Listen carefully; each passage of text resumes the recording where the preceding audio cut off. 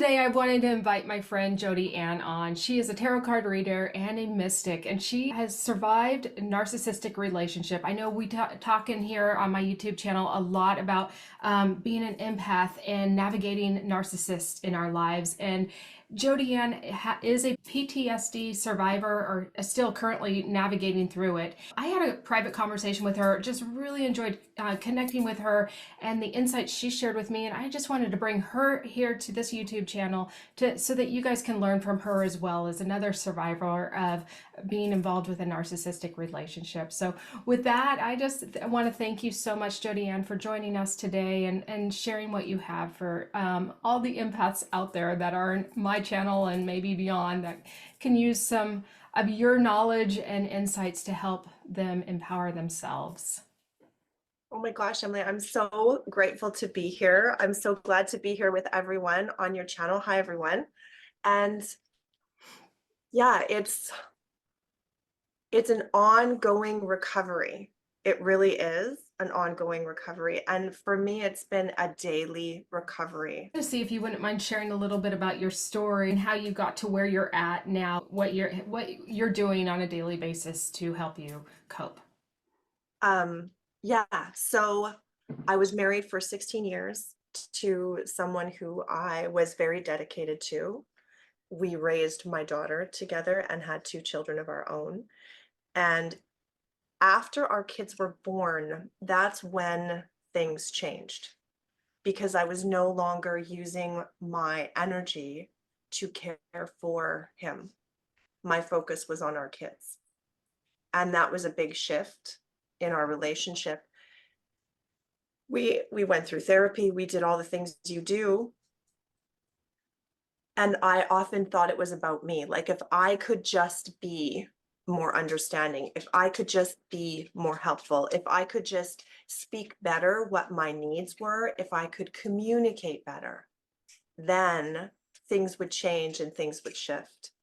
And things went up and down. We had we actually, honestly, and this is the hardest part, is that we had good years.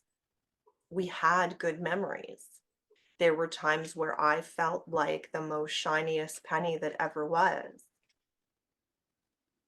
But I also, and I think this is a piece of it for me, I was quite, I don't know if this is the right word, but almost addicted to that shiny penny feeling. So that when things flipped and I was down and I was not the shiniest penny and not the happiest person, I was always craving that validation, that external validation again. I worked on myself a lot because I kept thinking the problem was me. So I started working on myself. What happened there was he would get angrier because now my focus isn't on the kids. Now my focus is on me and not him. And eventually my relationship became not just emotionally and psychologically violent, it became physically violent. And that is what it took for me to leave. Wow. There's a huge, ugly story all about going through court and fighting for my kids and how he uses them as a tool to hurt me because it's the only thing he had left at one point. He took my financial stability. He threatened everything I had. And the only way he could punish me and continue to punish me was through my kids. Mm-hmm.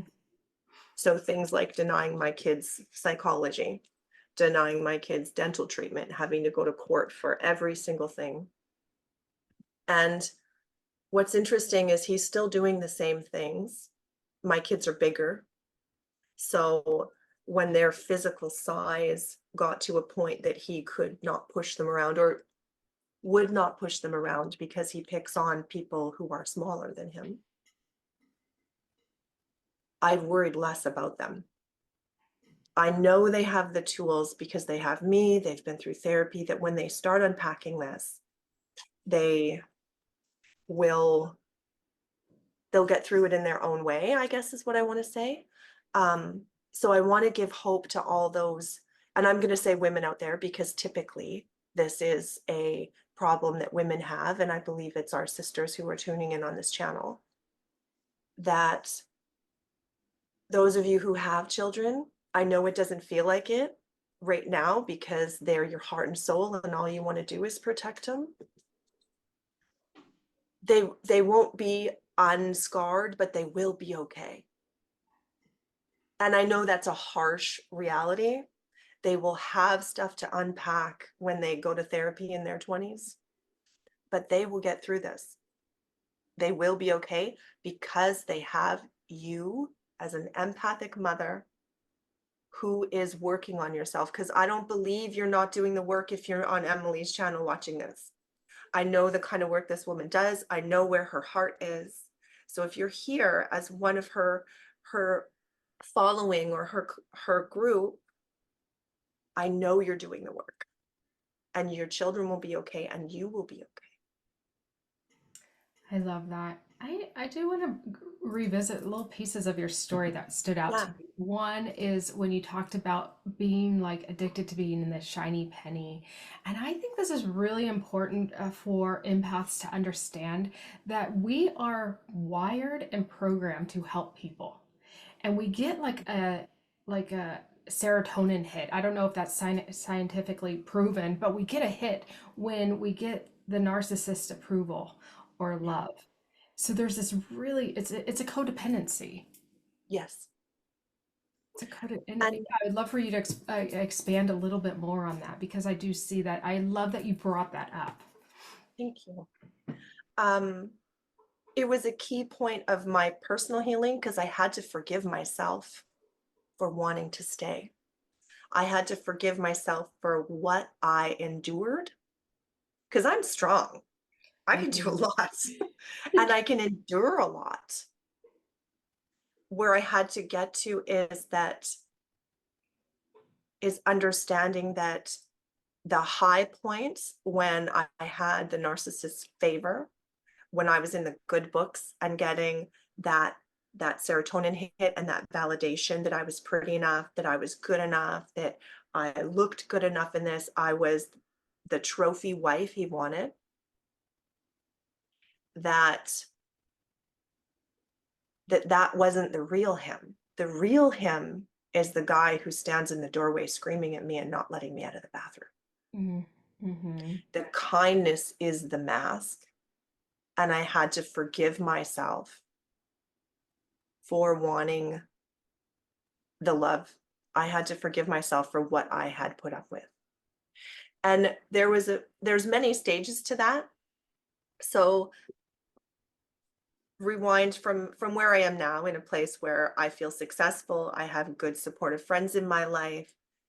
Rewind a couple years and I took myself to there's a beautiful place in Canada called Tofino, one of the most beautiful places in the world. There's just a magic there, the energy of the ocean, the energy of the lava rocks. And I went with a girlfriend of mine and she wasn't on the beach with me this morning and I was on the beach and I'd been out there and I was surfing because that's what I do.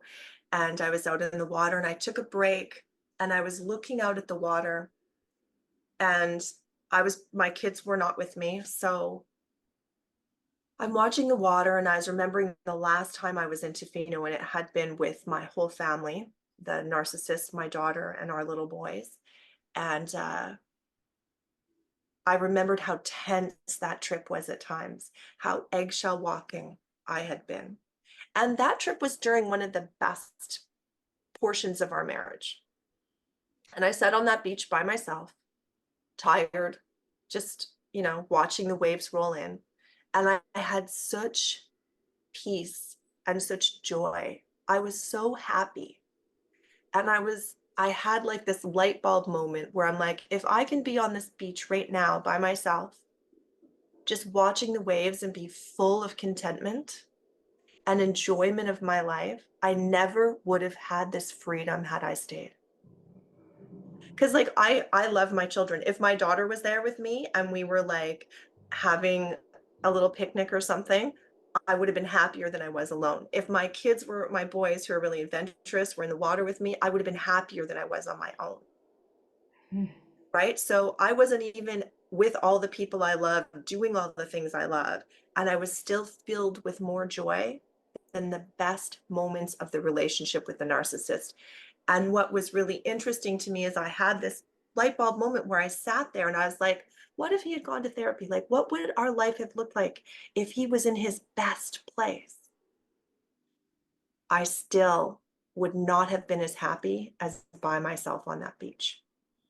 And that was a real pivotal moment for me because I had wanted so much for that relationship to work.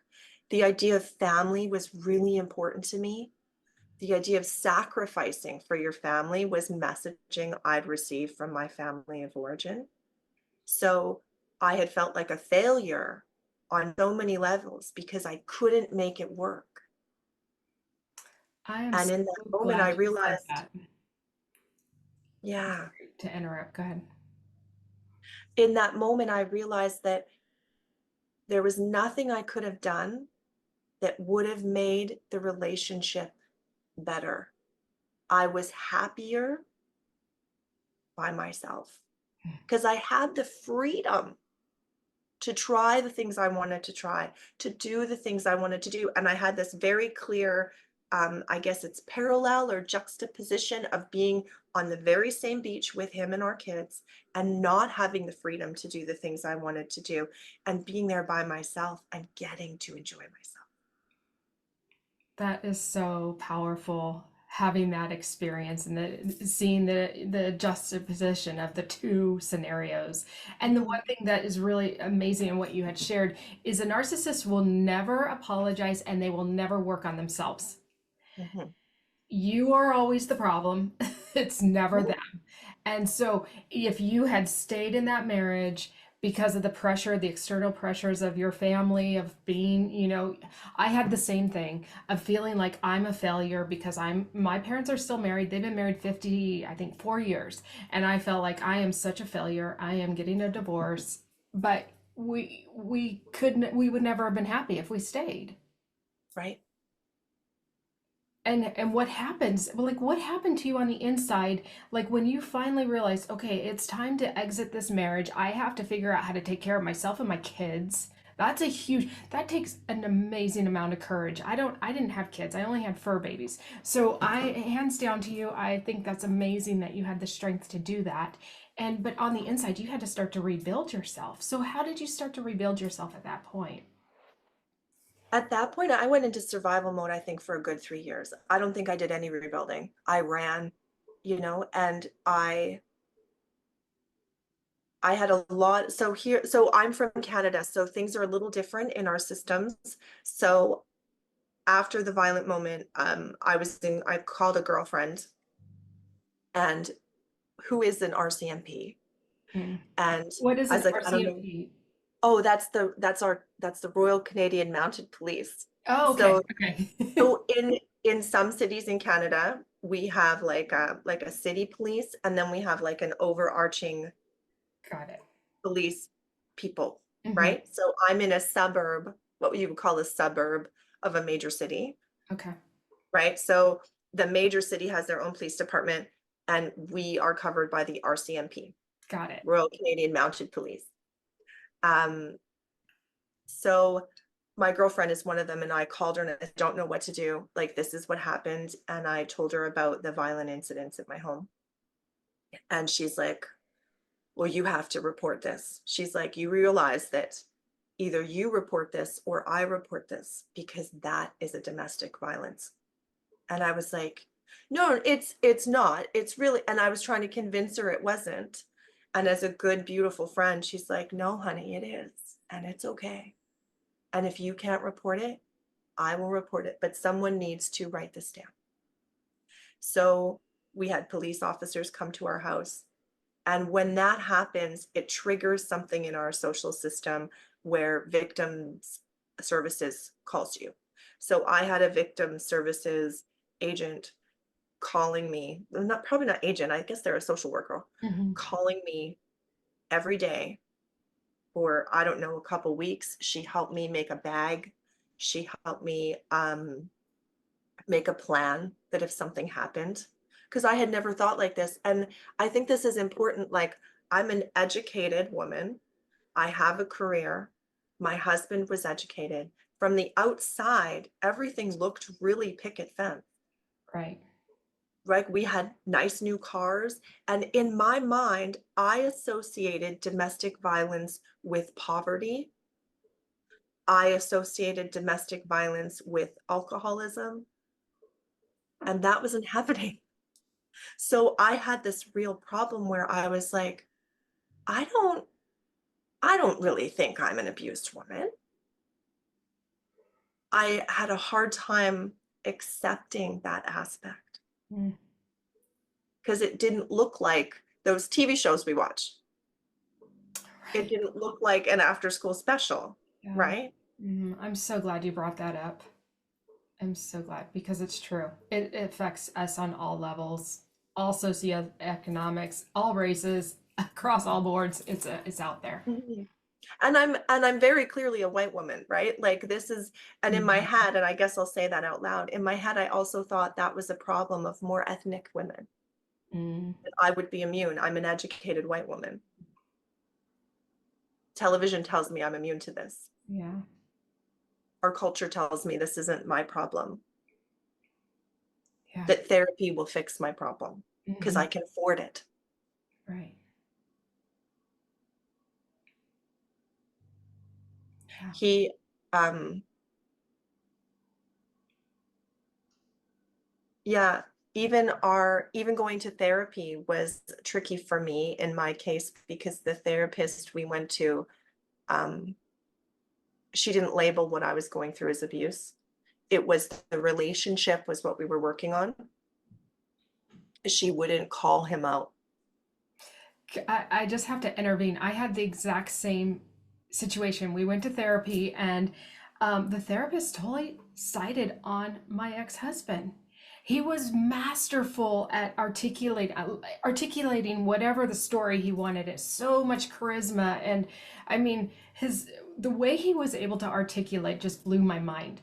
But I'm like, this woman is taking sides with him because I couldn't articulate as well. I don't know. It was so crazy. And it makes you feel crazy. It does. It's that Mm, crazy making behavior. He would pick yes. fights with me on the way to the therapist, so I was already triggered when I walked. So Yes. I was hysterical. I was a hysterical woman. Hmm.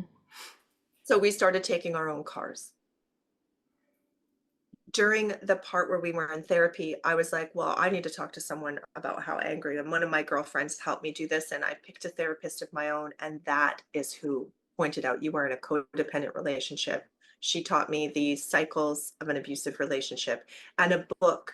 I got a book and she said, do not let your husband see this book. What was the And it book? was called The Verbally Abusive Relationship. Mm. It is a fantastic book. It actually gave me, and this is why she was an amazing therapist. She's like, I can sit here and you can spend your money, or I can give you this book. You can read it and come back. Oh, amazing. She was so amazing. So in this book, it actually I'll have to gave, drop the link to the book in the description yeah. because that's And like a powerful tool. I actually don't have the physical copy. I bought an copy so he couldn't find it, and I kept it on my ebook so he couldn't find it. Otherwise, I'd hold it up and I'd be like, here's the author, but my ebook is dead, so I can't do that for you. But one of the things it does is it breaks down some of the patterns of verbal abuse and what you can do when you're on the receiving end to Mm-hmm. set a boundary. Mm-hmm. Things like putting your hands up and saying, stop, stop, stop talking to me, stop, and backing away. Every time I did one of these things, it escalated the narcissist's behavior.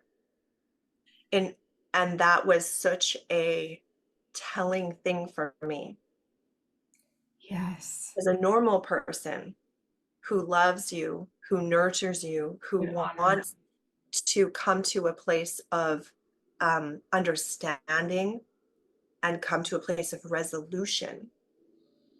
If you hold your hands up and you say, stop, you're scaring me, I'm afraid, stop, please stop, they will stop. 100%. I am so glad you brought that up. That is a very empowering place to be able to see, like, kind of take a bird's eye view of in that situation where you're saying stop and seeing that he's escalating. He's getting more agitated by you standing up for yourself, and for you to just go, "Oh my gosh, he doesn't love me. He doesn't respect me." And he probably loved you in his own way, how he knew who Yeah. knew how to love. That's I really with the powerful, love piece, this is, and this might not fit for everyone, but where I got to in my therapy to, because then comes up the whole thing, well, am I even lovable?